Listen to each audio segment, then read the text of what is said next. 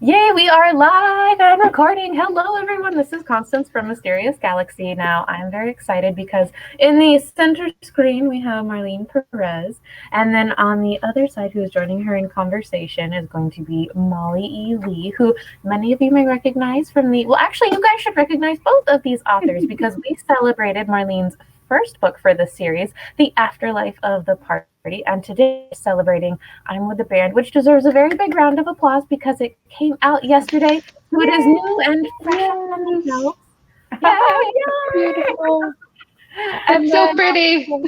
It I is always the so covers are pretty. so much fun for these. And then Molly's book, Ember of Light, which also has book 2 and book 3 coming out. Your release dates are they're coming out pretty quickly too. So both of these authors are great, and I'm just so excited we're getting to celebrate their books because they are all of the paranormal goodness, but also with good banter and moments that will make you smile and chuckle, which is, I mean, everything that you need. And it's spooky season, so you get the vampire goodness as well, which is just chef's kiss. So much fun. So, on that note, oh, yes! And the skulls. Oh, And I also have to give a shout Love out it. because Marlene put like bats and Dracula in her name, which is just fabulous and just so on point. But before I pass it off to Molly and Marlene, a little bit of the house rules for everyone. If you look to the right hand side, we have the old general chat section. Hello, everybody. Thank you for saying hello and joining us tonight. And then if you look down below, there will be where it says ask a question, as that would imply it is indeed where you can ask a question. I highly encourage you to click that button because events, the best part is that you get to interact with the authors and you get to poke their brains and be like, well, remember in book 1 how you did this? And aha, will it be followed up with this? Or, that was a really good idea. Could you tell me more about it? That is where you can put all of those questions down there. And then, most importantly, if you would like to purchase I'm with the Band or the afterlife of the party and get not a book plate, nay, but an actual signed copy. You can order a signed copy of I'm with the Band right down there by I signed book, and there'll be instructions for you. Now the formalities are out of the way. I'm going to go ahead and pass it off to Molly and Marlene, and I'll see you all at the end of the event. Bye. Thanks, Constance. bye. Thank you. I'm so excited to be here talking to you about your latest release. Are you just having the best week ever? I am having a great week. I really am. It's like kind of nerve wracking, right? Like no matter how many books you've had out, you're still always a little nervous, right? Like, will anybody notice? Oh, yeah. Right? Like, hey, guess what? Guess Yes. Yeah. what? So it's How nice could when you not notice this cover? yeah, This is like the perfect time. This is the perfect time for this to be out. I feel like this is just an awesome month for I'm with the Band, like, and having the vampires and the Buffy vibes. It's just in the banter. Oh, I'm so excited for you, and I'm so pumped to be here to pick your brain about it. So I'm so excited. Thank you for having me here. thanks, Molly. I appreciate it too. I love hearing about your book too. Like I think it's really an interesting, unusual premise, right? Like that you don't see very often. And I love to I want to pick your brain too. So Oh, there's well, gonna be thank you. brains Thank splattered you. Everywhere. all over the place. We're gonna be talking crazy theories. I'm so excited. I want to kick off our first question. I have some here for you because I was very, very excited to talk to you about it. You have a very unique world. I love your twist on vampires and how, because so many have been romanticized, and this is like the other side, and these, smell like graveyard dirt and all the things. Where did this come from? Was this always just sitting in the back of your mind, or did it just hit you over the head one day and you're like, I have to do this, or is it something you've played with for a while? Well, I've always loved vampire novels, and like one of my favorite movies was The Lost Boys, and I love I love like probably almost every vampire writer that I know. They're like, I love Buffy the Vampire Slayer. Like that was really, even though later on there were a lot of stuff came out that was really upsetting about the TV show. At the time, it was really inspirational and, that kind of like snarky yet dark and light. Like I loved how Buffy like it would have some really serious themes, but then there would be like, humor, really dark humor, which like I really have a weird kind of dark sense of humor. So that was an inspiration. And then I was writing my Dead Is series way back in like 2009, 2010. And that was like when Twilight was really, really huge. And I had this idea. I was like, what if the Cullens were monstrous a-holes? What if they were just like monstrous jerks, right? And so that kind of sat in the back of my mind, and all I had was like the title and that kind of idea. But then I had a bunch of books that I had to write in the Dead Is series, and so that idea kind of got pushed to the back of my mind. But then, something new and vampiric would come up, and I read all the Anne Rice books. All the Anne Rice books. I liked the Bronx. Is it the Bronx versus the vampires, or the vampires versus the Bronx? That Netflix show. I just have always loved anything vampire. I'm like, oh, I'll watch that. Vampires, werewolves, ghosts, all that. And then what happened was I was on Twitter, and all of this terrible stuff about musicians came out, like how they treated their fans and how awful they were to their fans.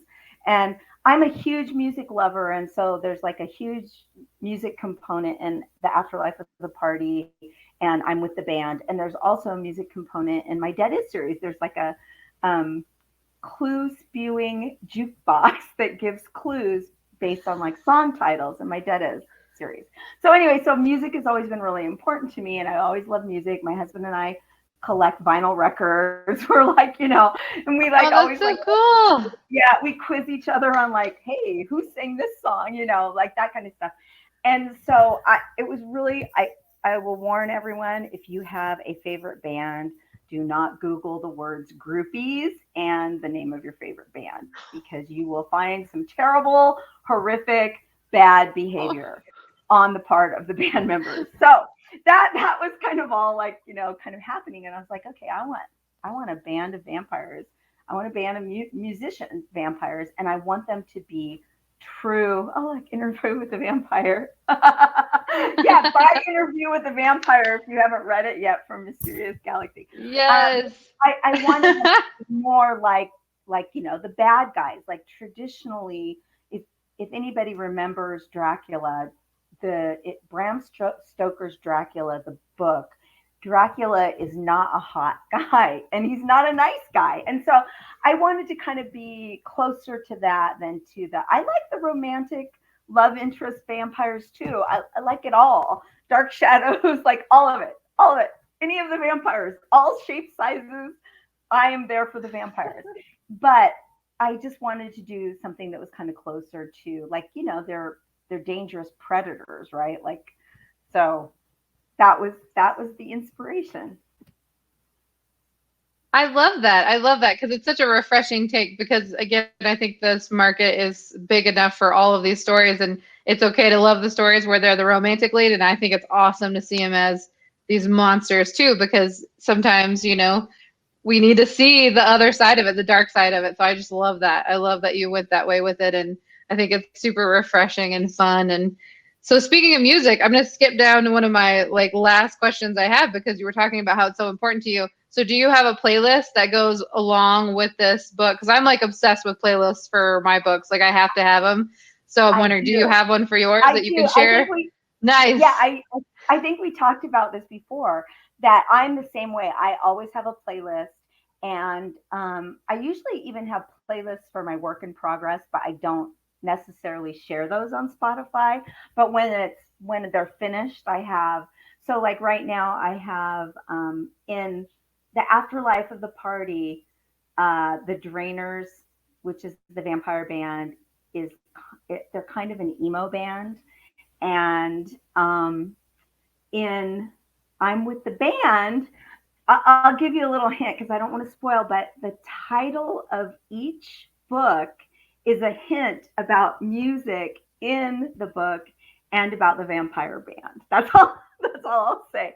So I love that. That's awesome. Dropping those Easter eggs. you can totally find out, because if you go to Spotify, I think I'm with the Band is up now, and it's a lot of country music. And actually I love, so I have like it's so weird. There's this part where I have some guys singing Jolene by Dolly Parton at the top of their voice. Mhm. And then I just heard Little Nas is cover, and it's amazing. And I was like, oh my gosh, I have to add that to my playlist. I just heard it like, I don't know, 2 days ago. Yes. And so it's like so funny that like all these things happen. And I always, even after I'm done writing the book, sometimes I'll add a song just because I'm like, oh, that's a great song. And so right now, I'm kind of almost finished drafting A Sucker for You, which is the third book. And I have a lot of boy band music in that particular. Ooh. So it's so I like that little hint.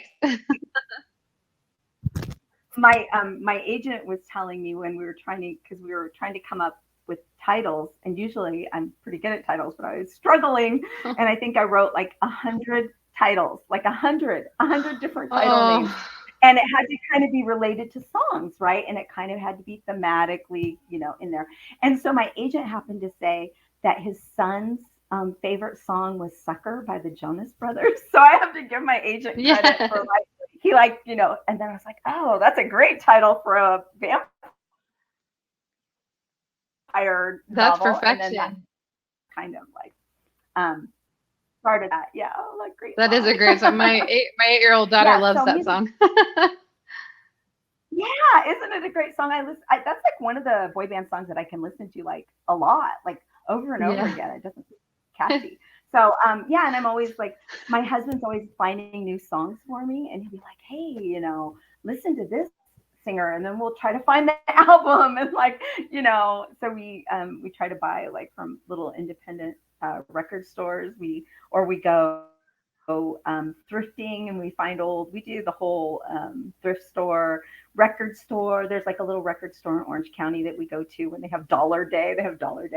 And I find some really cool, interesting music that's like usually inspiring, and then I add it to my playlist. So yes, that is awesome. I find that that's like a good way when you're writing, like you turn on that playlist and you jump in, you get into the world faster. What about you? It's emotionally a way to get back into your story quickly, right? Like, do you find that? Oh yeah, absolutely. 100%. It just helps you get into that, where you left off, and into the mood, because the song for me, it varies depending on the mood of the characters and like what they just went through. So it definitely helps me when I sit down. If I turn that song on where I left off, I'm like, okay, now I know where we're at. We're angry and we're running forward, or we're happy and we're crying, and that kind of thing. Yeah, exactly. Or like sometimes like I make little inside jokes with my music sometimes, or like I have like a little subcategory in I'm with the Band, the soundtrack, that is like bro country. Like I listen so you don't have to. Bro country, because it's some of the bro country songs are very misogynistic, and I love this song, and I forget who it's by, but it's called Girl in a Country Song, and it's basically about like how misogynistic some of the songs can be. Yeah. So it's really interesting that, because I needed some jerky music because my vampires are jerks. Or jerks, yeah, I get that. Yeah. And you need that to get you in that mind space, and especially when you have them performing, and you need to be able to feel that grittiness. So That's good. That's awesome. Or you gotta want to stab a vampire, so you have to have a song that makes you want to. You have to write a scene, right? That like definitely helps. A fight scene, or like something with a lot of tension, something with a lot of anger. So if you play some really angry music, it helps get me in the in the mood. Oh, for sure. Absolutely. That's so true. Well, that also segues perfectly into my next question of, do you have any writing rituals? Like, do you have a habit that you've created? Is it listening to that playlist first and then writing, or is it chaotic like me, or what is it? Honestly, it's chaotic because I think that you can be, if you convince yourself that you need certain things like complete quiet and candles and, like, so you have an 8-year-old, so my dog is like right now, my dog is scratching at the closed door because she wants in, right? Like, like just like it's hard to kind of fit that much writing in if you don't kind of give. So like I carry a notebook with me because like parking is terrible by my kids' school. And so I park and I sit in my car for like 20 minutes and I sit with a notebook and I write while I'm waiting for pickup. And I mean, I don't have my computer. I just kind of write. So I do like to say that the only ritual I have is opening the document. Like that is right. Like if you don't open the document, Oh yeah. That's like you have to, butt in chair. You have to sit down. You have to open the document, and then you have to say, I am going to, and then whatever it is. Like some people, they word count is meaningless, but for me, word count is always something. Like sometimes I'm so anal. Like I know how many days I have to get something done. I divide it by how many days, how many words I need. I divide it by the day. That's my daily word count goal. And then if I don't reach it, then I try to make it the next day. And then I keep a little Excel spreadsheet of like my word count for the day, because otherwise it's easy to kind of just float along, right? I mean, I'm not always, if you're under contract, you have that like, okay, I have these real deadlines, right? But if you're working on something that's not under contract or, a side project, not that I do that, but like something that Who was done? No, never. You never would do that, and nobody has time to do that anyway. So don't even mention that passion project that is keeping your soul alive. Don't do that. Man, that's so cool though. Yeah, and so that's like my only thing is like, everybody has 24 hours in the day, and everybody has the same amount of responsibilities, whether you have kids, whether you don't, whether you have a dog, whether you don't. Everybody has life responsibilities. So it's like you kind of have to make it something that you try to do. And I don't always write every day, but I try to at least write a little bit every day or do something, right, that's related to writing every day. But I'm not like Stephen King that keeps those muscles flexed. Yeah, Christmas. Stephen King Christmas Day. I don't write on. You know what I mean? Like I don't. They're like I take breaks, but I still write pretty regularly. How about you? What's your? You take that 20-minute break that you need, like, and the rest of the time you're constantly writing. That's the truth of it. Who needs showers? So you're the same way, right? You just kind of make it work. Is that your philosophy in writing? Oh, for sure. Yeah, I've some of my books I've written like when the kids were toddlers, because they're only 17 months apart, so they're very they were very close in age, and so I wrote some of my books on the kitchen island because it was right next to their playroom area, and I could watch them, and it'd be like a paragraph at a time. Now that they're both in school, it's been kind of a cool adjustment trying to be like, oh, I have set hours now that I can actually just write and then be mom when they get home. And I'm always like, I'm going to find the balance this year. And then it never really happens. And so I don't focus on word count so much as I like to get my chapters. Like if I get 2 chapters done or 4 chapters done or whatever it is that I need done for that day, that I consider a success, because some of my chapters end up being super, super short and some of them are incredibly long, and that's just how the flow of a lot of my books go.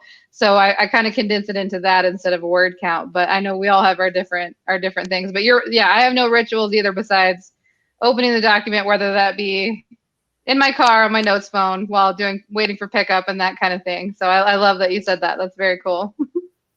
I think that it's really, I think getting started for like new writers, that's like sometimes the hardest part, right? Like you have this idea that there's a right way to do it. And I just want to say, like, there's no right way to do it. If it works for you, like, if it works for someone that they're very regimented and they have to sit down and they have to have those, kind of rituals and it works for you, then do that. Like, do whatever works Yeah, for because, sure. yeah, I think whatever gets you to the end of a book, a manuscript, that's Absolutely. Yeah, absolutely. I love that. I have one question was on my notes and it's in the question box, so this works out perfectly. What was the hardest scene for you to write in this latest release? If you can tell us without, exposing too much. Oh gosh. Let's see, the hardest scene to write. Or your most favorite scene. Either one of those. My favorite scenes are like when Travis shows up, even though he's such a jerk. But I like to write him, even though he's kind of a jerk. And I also really liked writing for this particular book. I'm not necessarily fond of either love triangles or I mean they have their place, but I don't always write them. I really like one guy, one girl, but then there's still conflict sometimes. And so the hardest thing for me to do was because Tansy and Vaughn had just kind of realized that they were more than friends. Then I had to. Those were hard to write. Where they then there were struggles. Let's just say that those were hard for me to write. Right. You want to write you love your characters, but you can't coddle them, right? Like you can't let them be happy all the time. Right. It has to be earned. Right. And so sometimes you have to put them through some stuff first. So those are always hard to write. Oh, absolutely. And it makes sense too, though, because even when you do get into a new relationship, it's very authentic and very natural to hit walls and you have to learn how to grow around each other. So it totally makes sense. And those are very, very hard to write. So I totally get that. Yeah. So do you have a favorite character that you like to write? Sorry. Well, I love Tansy. I love Tansy. I love my main character. But that's like the thing, right? Like your main character you should really love because you're going to be spending a lot of time with that character. But also I really like Granny Mariotti. Like I like Tansy's grandma a lot. And I like the Old Crones book club. I like them. There's one character I really like to write, but I really want to stab with a drumstick too. And I can't, but she's on my list, so we'll have to see. Oh no. You never want to be on that list. Yeah, you don't want to be on that list. And then just remember, never tell me anything, never let me eavesdrop because it might end up in a book. Like that. Like I love that.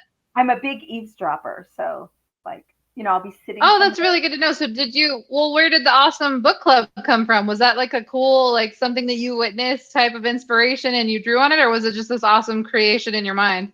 I think it was like kind of like I have 11 siblings and they're a lot older than I am.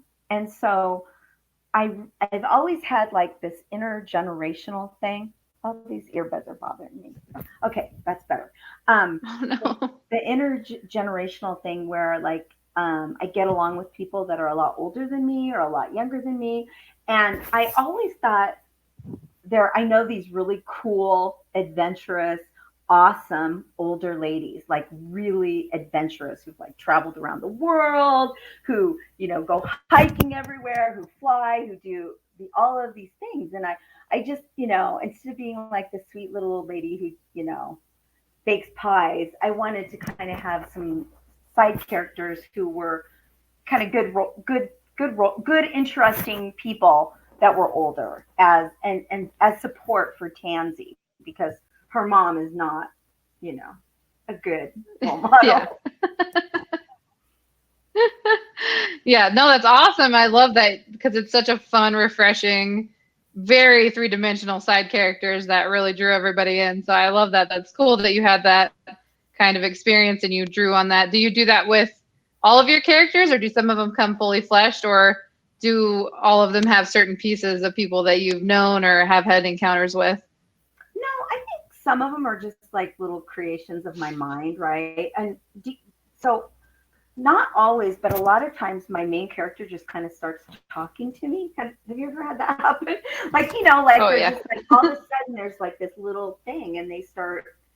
Last night I was at another event and we were talking about how like we may want our characters to do something and we try to get them to do something, but they're not having it, right? Like, because your characters are kind of, yes, I realize they're imaginary, but they're in your brain as people, right? And so just because you want them to do something doesn't mean they're going to. So some of it's like they're just created, and then, you know, like writers always say there's a little piece of them in their main characters.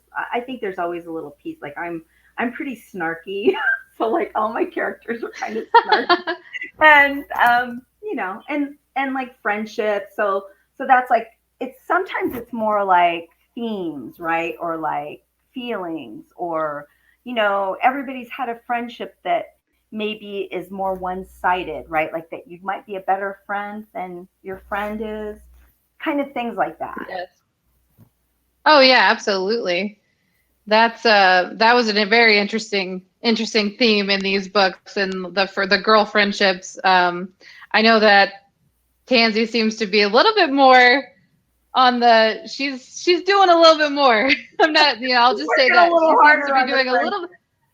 She's working a little harder, which I know so many people like that, and I know so many, you know, women and men who have those instances, and we all have that story, and so I think that makes her incredibly relatable, and you just want to root for her. So I think that's awesome, and I feel I'm not all the way done with I'm with the band yet because I just got it, but I feel like she is kind of gaining her teeth a little bit more, and I love it. I love her voice; it's just so refreshing. So I really enjoy that. So yeah, that kind of brings me to my newest question. If you could narrow it down to what readers can expect from this sequel versus Afterlife of the Party, what would you narrow it down to? Like, what are they going to see without spoiling it? I think that Tansy becomes stronger in different ways. Like that's one of the things that I've been thinking about for a long time. Like I love badass characters, but I also like characters who are not like invincible, who are vulnerable, and who, you know, maybe make mistakes, and they, like, you know, like your friends may be jerks sometimes, but they're still your friends. So I think that's like the one thing that Tansy kind of learns to speak up for herself a little bit more. And then also she finds out some pretty interesting, like something really surprising in this book. Very, very surprising. Ooh, I'm so excited. Oh, yeah. I'm so excited. This is awesome. Yeah. Very exciting. Yeah. Let's see. What else do I have? I know I have to finish it. I just got it because I didn't get an arc for some reason, probably because I was buried in edits, but I'm reading it now, so I'm excited. Let's see. So who are your, sorry. I was just going to say, I have Ember of Night, but my children immediately upon receiving it have absconded with it, and there are two of them. So I'm like, hey, when am I going to read this book? Yeah. Oh, that's so sweet. Oh, that's so sweet. I hope I don't. How old are they? They're in 8th grade, but you know what? Okay. Oh, nice. Yeah, but I'm like, okay, I'm a mom that I let my kids read whatever they want to. Like, seriously. No, I love that. Yeah. No, I love that. I was just hoping, my 8-year-old keeps trying to open it and read it, and I'm like, no, baby, no, Yeah, because yeah. it's just Like, there's too much nightmare stuff in the book. You know, they wouldn't work out for her. usually I think that they just kind of self-censor, right? Like they find the stuff that they're ready for and they read it. And if they're not ready for it, they close the book. It's a lot easier to do that. For some reason, I think, I love that. you know what I mean? Like, I think that they find their own way. And like, I absolutely cannot, it drives me nuts. Like, um, when certain librarians, not all of them, but some of them at schools will be like, oh, this is your Lexile, this is your reading level, and this is what you should read. And my kids are like, Oh yeah. I want to read like, you know, mid grades, like, or I want to read like this. I want to read this high school level. So I just let them read. Like, if they want to read, you know, a mid grade for fourth graders and it's interesting to them, I let them read it. If they want to read, you know, a college novel, I let them read it, because I don't think telling them no when they're interested in a book is the way to go. Like, no matter what, you know, I think there's only I love that. There's only one book, and people are going to ask me what it is, and I don't want to say. But I want to know now.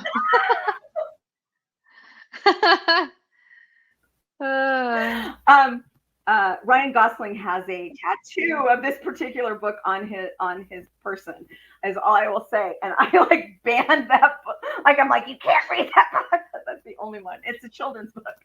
Oh, That's okay. the only one. So it's interesting. Intrigue. I do not like the message that it sends to, you know, as a tree in the title. Okay. Oh. I'm gonna get in a lot of trouble. Okay. I think anyway. I mean, there could be several, but there's one that comes to my mind. Anyway, well, that's interesting. Speaking of other authors and other books, who are your Powerhouse influencers? Oh, that's really interesting. Like, I would say, I have so many. Like, it's always the hardest question. Yeah, and I read a lot of different things. So, as far as like when I was growing up versus like when I started writing, that's like, I read a lot of Anne Rice. I read a lot of Tolkien. I read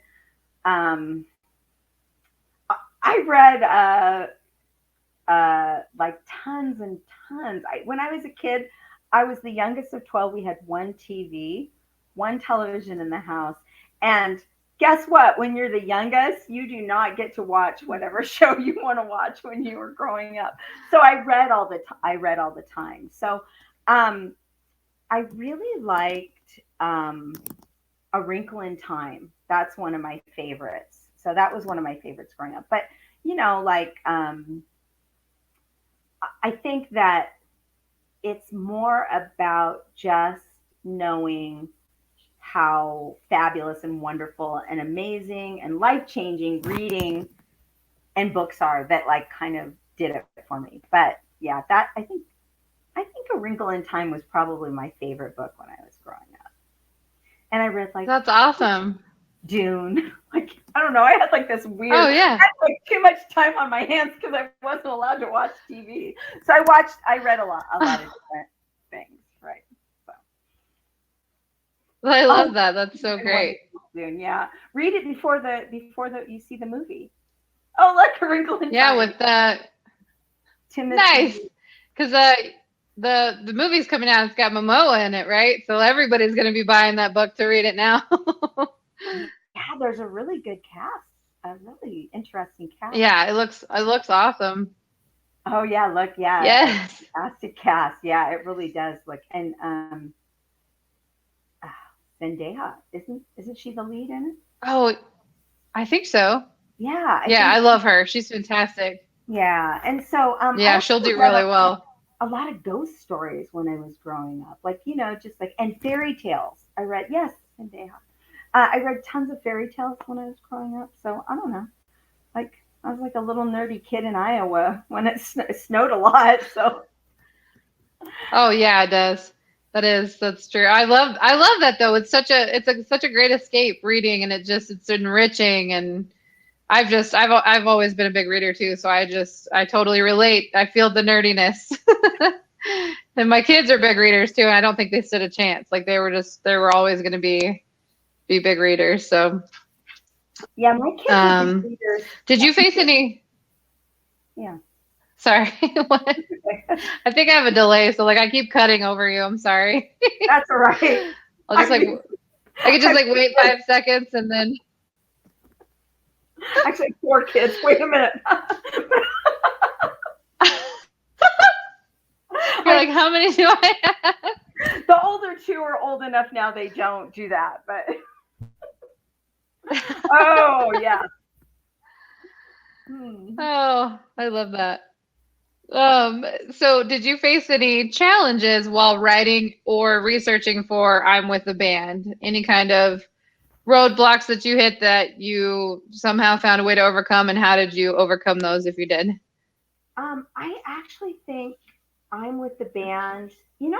It's always, the middle book is always really tough, right? Like if you read middle books or you write, the book in the middle, it's always like it has to be necessary. It has to be, it can't just be filler. Like the middle book can't just be, till we get to the big thing that happens in book 3. And so I tried to make it as interesting and as exciting and with as much new stuff as possible without like throwing in the whole kitchen sink. But I always love werewolves and vampires like together, like, antagonistically. And so the biggest challenge in a paranormal book, and I think you probably would agree, is that there have been so many terrific books that came before you. So it's kind of hard to kind of put your own mark, especially like vampires, right? Like everything has been done with vampires. There have been so many vampire novels that, there are vampire detectives, there are vampire, what's that one that it's like he's Elvis? There's like Elvis in one. There's like the that's in those books. He's in there. Yeah. Yeah. So that is like the hardest thing is like you have to really, when you have the rules of your world, you don't want to be, a copycat, but then there are certain expectations as well within, like if you're writing about a werewolf or you're writing about, they have to still be a werewolf and they still have to be a vampire. And so you have to kind of at least be in that realm of what a vampire and what a werewolf is. And so that's always a big challenge, is like thinking about like what makes my werewolves different or what makes my vampires different, or, like the best book I have ever seen. And I always mention this book, Sunshine by Robin McKinley. If anybody has read I'll have to write that down. It's amazing. And I think it came out around the same time as Twilight, maybe a little before. But I love that book. It's the best vampire book I've ever read, and it's completely unlike any other vampire book that I've ever read. And it's so amazing, and the world is so unusual, but it's fully formed, and it's so believable that it's a vampire novel. So I always recommend that book. It's one of my favorites. And so that's a good example of someone who took kind of a trope, the rules of being a vampire, and really just, switched it up like you cannot believe it. And some people say that it's a little slow moving, but I think it's just so dreamy, and the language is so amazing, and it's like, post-apocalyptic, and it's amazing. Okay, I'm done raving about that book. I really love that book. Yeah. So I like that. I wrote it down so I can check it out. Yeah. I listened to it awesome. on audiobook, and part of it might be that the audiobook actor was really amazing too. Like, right, that makes a big difference as well. Anyway. Oh, it does. It totally does. If you have a great narrator, it can just amplify your words so much, and I love that. So I love taking in books all kinds of different ways. Okay. Oh, Mysterious Galaxy is there's on like top of it. they're on top of it. So I do have a question from someone in the audience that I think would be really cool to hear. I believe it's Kai. I hope I'm saying everything right. Kai, what are some tactics you use to give each of your characters their own voices? For example, not having them sound the same. And this is a question that I think gets asked a lot by aspiring writers, and I just would love to hear you answer that. Well, one of the things that made me more conscious of this, especially about like the like all the girls, right? Like the female speakers or all the male speakers, you don't want them to sound the same. I listened to an adult mystery audiobook, and there it was multiple points of view, and I couldn't tell the difference in the audiobook of who was speaking. And that was a long time ago, and it really made me think about speech patterns. And so what one tip that I heard, this is not like my original tip, is that sometimes you can give someone a phrase that they use like more than one time in your book, like a saying that they use. Or what I do is I look to make sure that my each person dialogue, they don't use the same words.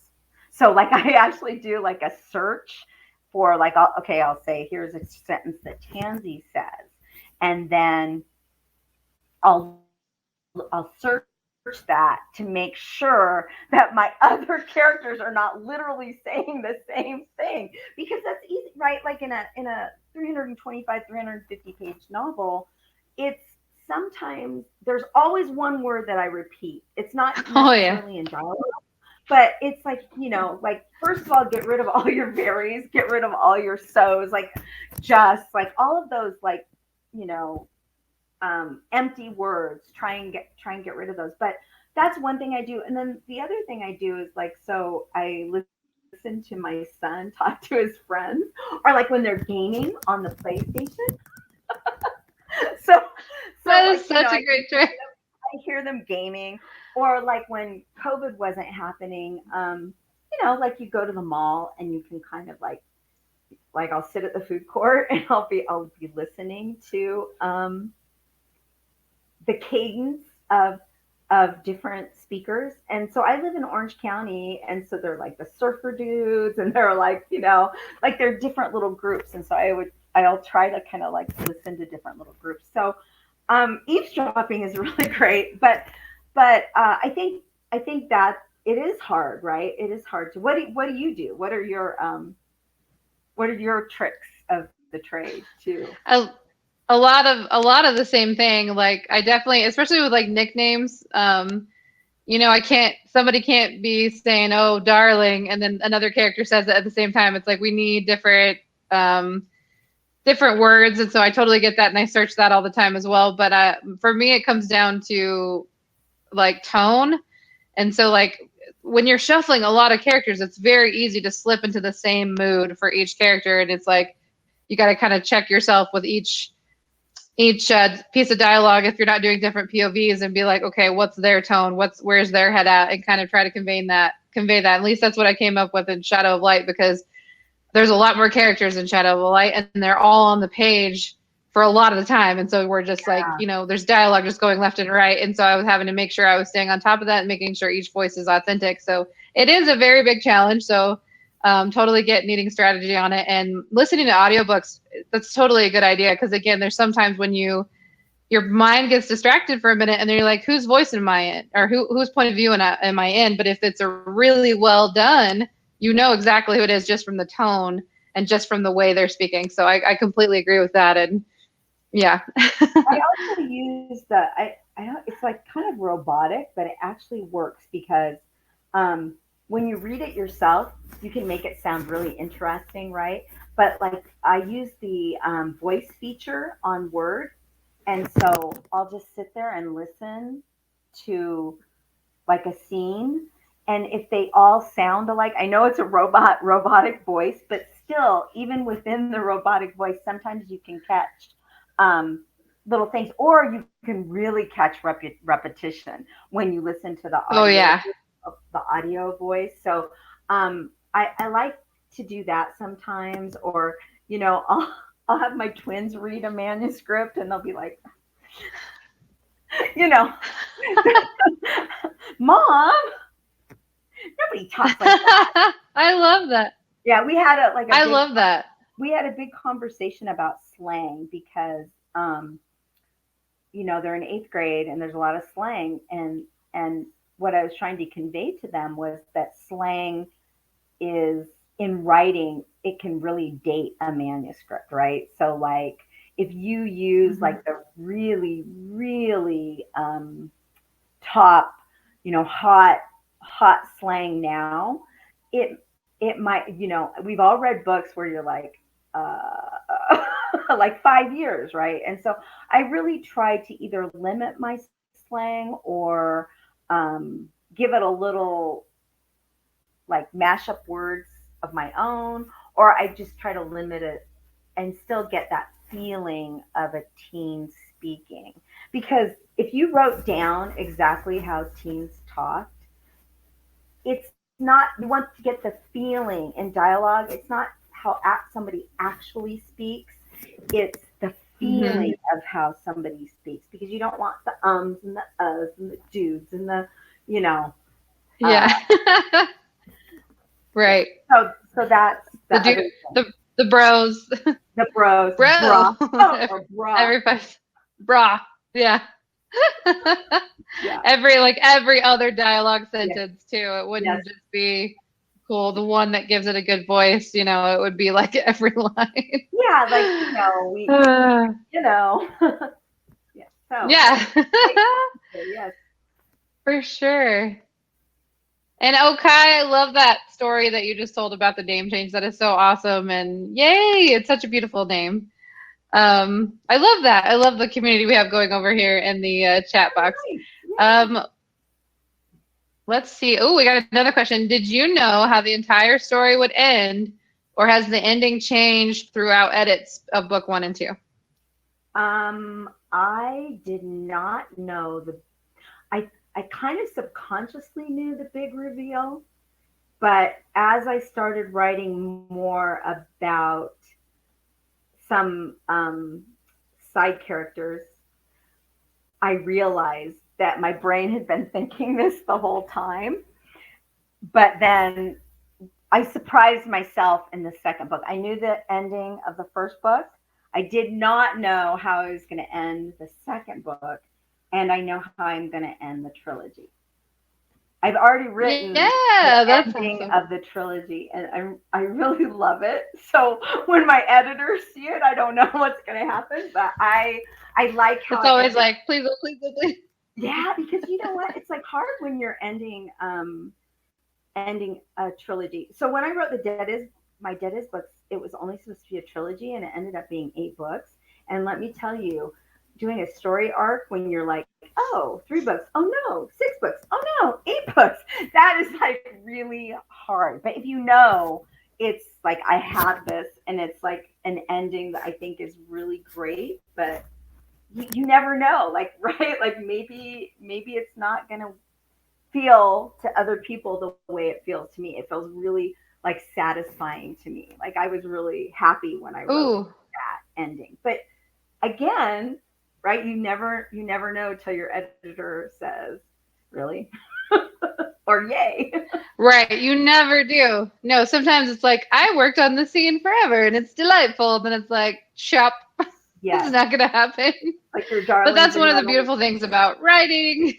So your darlings are not only killed, they are stabbed several times with a drumstick. Yes. Yeah. And they're moved away into a file that we never look in again. But that's all part of writing. So, it's you have to. You learn a lot from that, right? Like you learn a lot when someone, because you're so close to it when you're writing it, that sometimes you need a more neutral party to kind of look at what you're doing, because you're really attached to certain things or certain characters, right?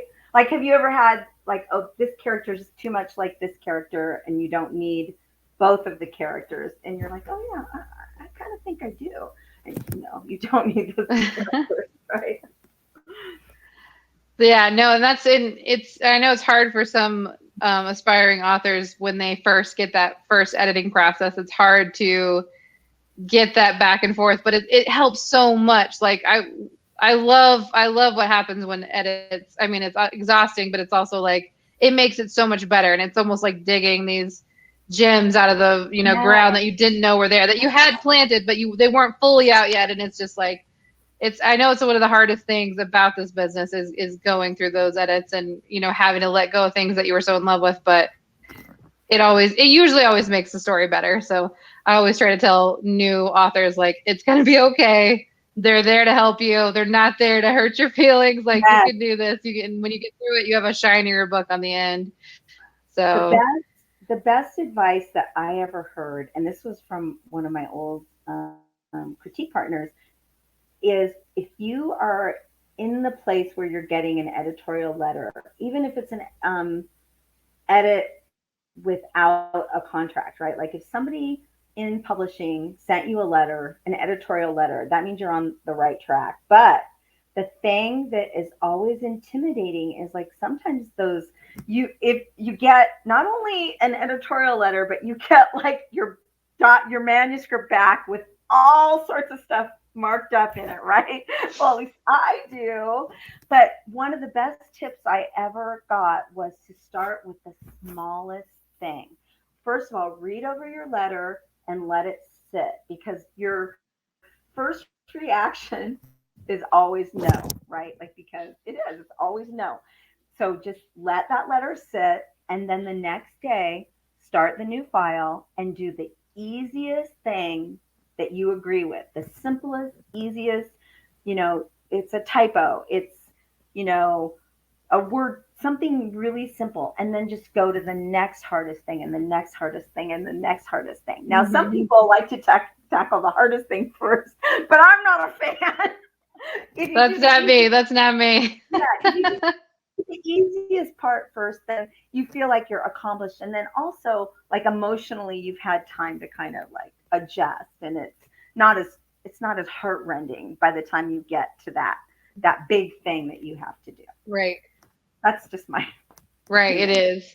No, I 100% agree. That's exactly what I do when I get the edits. I'm always like, let's go tackle these typos and these too many nicknames, or the one word that you always end up overusing. Like, it changes every manuscript for me, but I always end up like just in a mood, and I throw it in there like 14,000 times, and I'm like, oops, let's just go cut all these. And that process of hitting those edits and okay, I'm making progress. Yeah. It gets you in a better, more positive mindset to tackle the harder things. So totally agree.